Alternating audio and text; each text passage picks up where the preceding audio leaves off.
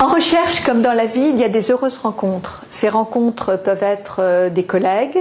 un directeur de recherche, mais aussi des écrits d'auteurs, parfois morts depuis longtemps, et qui donnent du sens à votre travail de recherche, qui vous aident à comprendre ce que vous faites. Ça a été mon cas il y a une dizaine d'années avec la lecture de travaux de Georg Simmel. Alors, Georg Simmel est un philosophe allemand, né en 1858 à Berlin. Il a toujours vécu à Berlin, il a fait une carrière à l'université, carrière en demi-teinte, et il a terminé comme professeur d'université à Strasbourg entre 1914 et 1918, où il est mort. En demi-teinte parce que c'était un esprit libre et qu'il a toujours revendiqué des choix méthodologiques ou de sujets qui ne convenaient pas forcément à la communauté universitaire en formation en sociologie.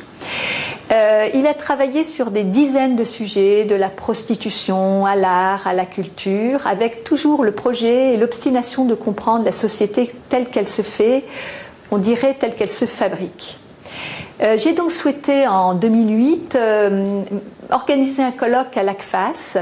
où une vingtaine d'enseignants-chercheurs québécois, français, sociologues, gestionnaires ont accepté de lire ou de relire les travaux de Georg Simmel et de les mettre au service du décryptage d'événements très contemporains. Ce colloque a été extrêmement riche et il nous a permis, avec les meilleures contributions, de vous offrir un ouvrage avec cet objectif donc de redécouvrir un auteur qui a été trop longtemps oublié et ignoré, particulièrement des gestionnaires,